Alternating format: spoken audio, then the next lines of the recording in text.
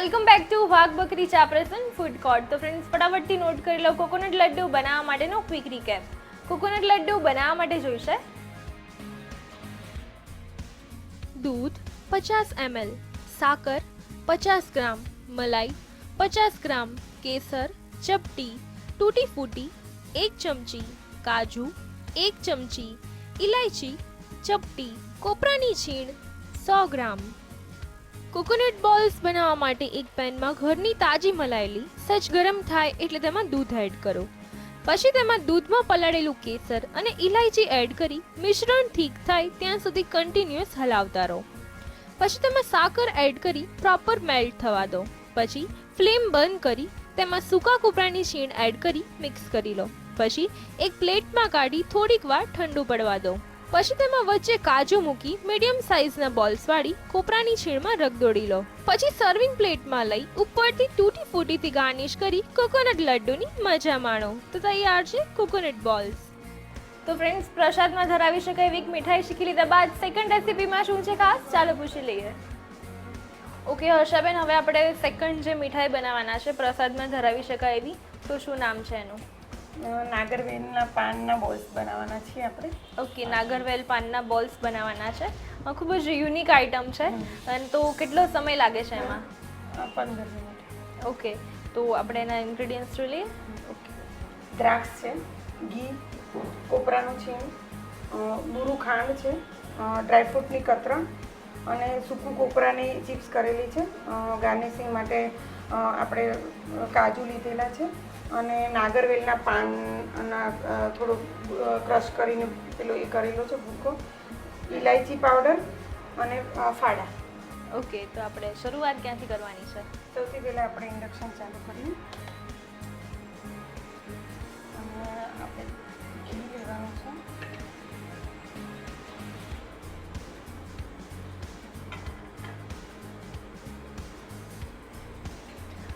નાગરવેલના balls બનાવી રહ્યા છે આપણે. ખૂબ જ યુનિક આઈટમ છે. નાગરવેલ એટલે આપણે જનરલી મુખવાસ તરીકે પાન જે ખાતા હોઈએ છીએ એમાં લેતા હોઈએ છીએ, અથવા તો જ્યારે શરદી કે એવું કંઈ થયું હોય ઠંડીની સિઝનમાં તો આપણે નાગરવેલનું તેલ ઉપયોગમાં લેતા હોય છે. પણ એમાંથી આપણે મીઠાઈ પણ બનાવી શકાય છે. એક સરસ વસ્તુ છે અને એને આપણે પ્રસાદમાં ધરાવી શકાય એવી મીઠાઈ બનાવવાના છે.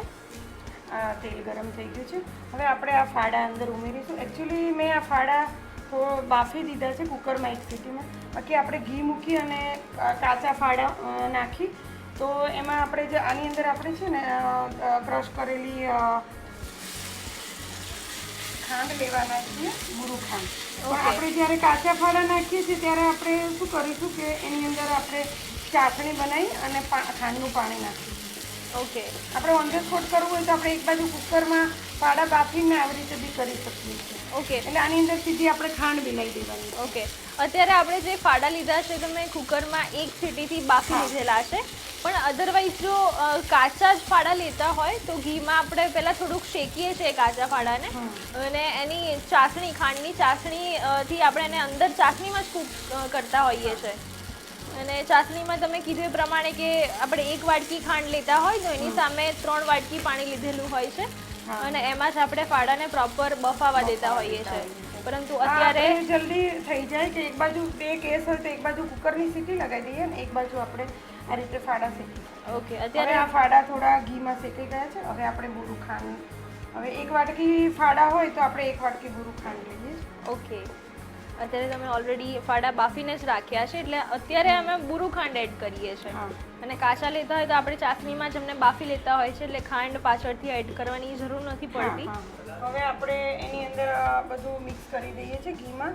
ઓકે, કોપરાની ચિપ્સ છે,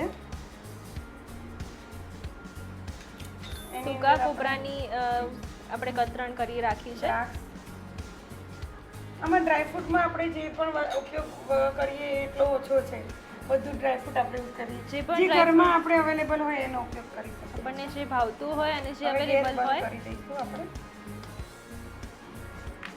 કાજુના પીસીસ નાખીએ, ઇલાયચી પાવડર,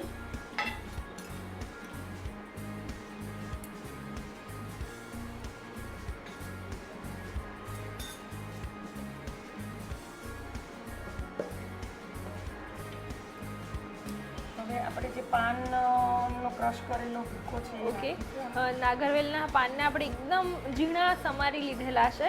હા, ડ્રાયફ્રૂટની કતરણ છે,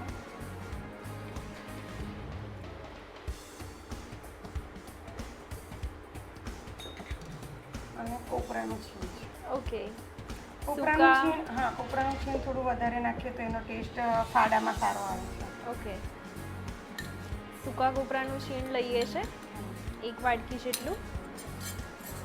જેટલા ફાડા લઈએ છે એટલી જ આપણે દળેલી ખાંડ લેવાની છે અને એટલું જ આપણે સૂકા કોપરાનું છીણ લેવાનું છે. ત્રણેયનું માપ સરખું જ રાખવાનું હોય છે. હા. હવે આ તો જોઈ શકે છે કે બધું મિક્સ થઈ ગયું છે. બધું જ પ્રોપર મિક્સ કરી લેવાનું છે. પાન એડ કરીએ છીએ એટલે ખૂબ જ કલરફુલ કોમ્બિનેશન દેખાય છે અને ખૂબ જ યુનિક તમે કોમ્બિનેશન કર્યું છે એનું, કે નાગરવેલના પાન લીધા છે અને એની સાથે ફાડાનું કોમ્બિનેશન કર્યું છે. ફાડામાંથી ઘણી ઓછી મીઠાઈ બનતી હોય છે. ફાડાને મીઠાઈ બનાવવા માટે બહુ ઓછો ઉપયોગ કરતા હોય છે લોકો, હા, પણ એક નવી વેરાયટી આજે તમે વ્યુઅર્સને શીખવાડી રહ્યા છો અને ખૂબ જ ઇન્સ્ટન્ટ બની પણ જાય છે. હા, ઇન્સ્ટન્ટ બની જાય છે. અને આની અંદર આપણે કદાચ ડ્રાયફ્રૂટમાં આપણે એટલું એવું નથી કે આપણે આટલું ડ્રાયફ્રૂટ લેવું, આપણે ઓન ધ સ્પોટ આપણે વધારે પાનનો યુઝ કરી શકીએ, ઓછો પાનનો. એમાં આપણી જેટલી ક્વોન્ટિટી લઈએ એટલું ઓછું છે, એમ કે આપણને ટેસ્ટ પાનનો વધારે ભાવતો હોય તો વધારે લઈ શકીએ. ઓકે, ડ્રાયફ્રૂટનો જે ડ્રાયફ્રૂટ વધારે ભાવતો હોય એ વધારે લઈએ.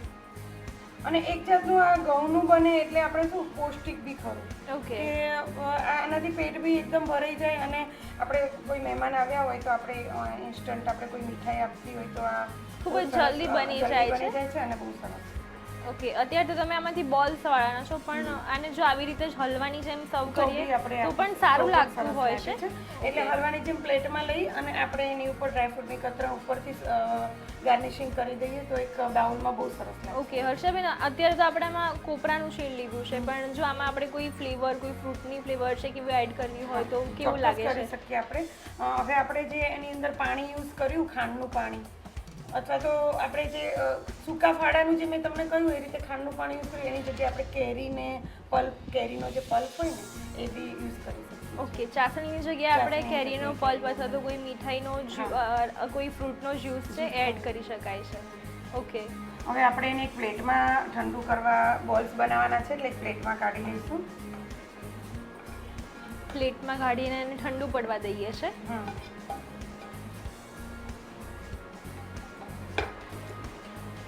પ્લેટમાં ઠંડુ પડે પછી આપણે એના બોલ્સ પાડવાના છે. ઓકે, હવે આ મિશ્રણ ઠંડુ થઈ ગયું છે. હવે આપણે આના બોલ વાળી લઈશું.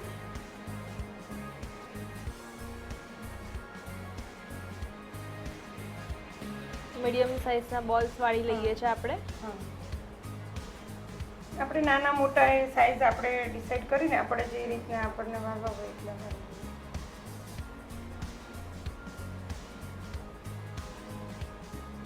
ડ્રાયફ્રૂટ આપણે થોડું મોટું રાખ્યું છે. અગર આપણે ડ્રાયફ્રૂટને એકદમ ઝીણું ઝીણું કરીને રાખીએ તો બોલ્સ વાળવામાં ઇઝી રહેશે, પણ આમાં બી બહુ વાંધો નહીં આવે.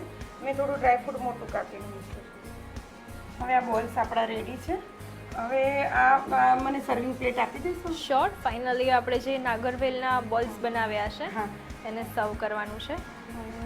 આપણે આ જે બનાવ્યું છે એને હલવા ટાઈપ પણ યુઝ કરી શકીએ છીએ, કે કોઈ ગેસ્ટ આવે આપણે બોલ્સ ના આપવા હોય તો આપણે હલવાની રીતે આ રીતે બાઉલ્સમાં કે ડીશમાં સર્વ કરી શકીએ છીએ. ઓકે, અને પછી આ જે બોલ્સ બનાવ્યા આપણે એમાં એને મેં કોપરાનું છીણ લીધું છે અને આ નાગરવેલના પાનનું સમારી લીધેલા છે. હા, એને આપણે થોડું ગાર્નિશિંગ કરી દઈશું. આ રેડી છે. હવે આપણે આ બોલ્સ છે એને નાગરવેલના પાન અને કોપરાના છીણમાં રગદોળી દઈએ છીએ. કોપરાનું છીણ લીધું છે અને નાગરવેલના પાન છે એની એકદમ ઝીણા ચોપ કરી લીધેલા છે, એમાં રગદોળી લઈએ છે. એટલે જ્યારે આપણે એની બાઈટ લઈશું ત્યારે ઉપરથી પણ નાગરવેલના પાનની ફ્લેવર આવી જશે. આપણે આને સર્વ ગમે તે રીતે કરી શકીએ. પ્લેટની અંદર બી કરીને ઉપર ડ્રાયફ્રૂટ નાખી શકીએ, બોલ્સ બનાવી શકીએ. પછી આપણે મનપસંદ આપણે જે રીતનો પ્રસંગ છે એ રીતનું આપણે આને સર્વ કરી શકીએ. ઓકે, આપણે કોઈ જમણવાર હોય અને મીઠાઈમાં મૂકવું હોય તો હલવાની દ્રષ્ટિએ આ રીતે મૂકી શકીએ અને બાકી healthy પણ આપણે- રહેશે. હા હેલ્ધી પણ રહેશે અને આવી રીતે બોલ્સ બનાવીને મૂકવા હોય તો આપણે એ રીતે પણ કરી શકીએ. હવે મેં જે આપણે જો હલવાની રીતે મૂકવું હોય તો મેં અત્યારે મેંગોની સિઝન ચાલે છે તો મેંગોનો પલ્પ બનાવ્યો છે. Okay. અને અંદર થોડા પીસીસ પણ રાખ્યા છે એટલે મેંગોનો પલ્પ આની ઉપર મૂકીએ અને ગાર્નિશિંગ કરીએ તો બહુ જ ફાઇન લાગે છે. Okay. અને એક મેંગોની ફ્લેવર પણ આપણે આપી શકીએ છીએ. Okay. એ જ રીતે આપણે બોલ ઉપર પણ મૂકી શકીએ છીએ પણ આપણે અત્યારે આની ઉપર આવી રીતે કરી અને સર્વ કરી શકીએ છીએ. આમાં વેરિએશનમાં આપણે કયો પ્રસંગ છે એ રીતે આપણે સર્વ કરીએ. ઓકે, તો ફાઇનલી આપણા જે બોલ્સ છે એ રેડી થઈ ગયા છે હા. સર્વિંગ માટે. આપણે તૈયાર છે. Okay, thank you so much.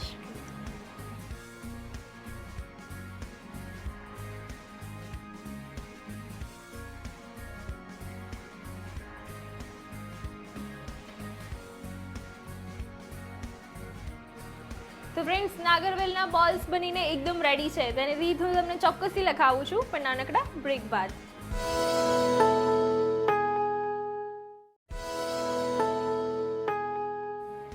Welcome back to વાઘ બકરી ચા પ્રેઝન્ટ ફૂડ કોર્ટ. તો ફ્રેન્ડ્સ, ફટાફટથી નોટ કરી લો નાગરવેલના બોલ્સ બનાવવા માટેનો ક્વિક રીકેપ. નાગરવેલના બોલ્સ બનાવવા માટે જોઈશે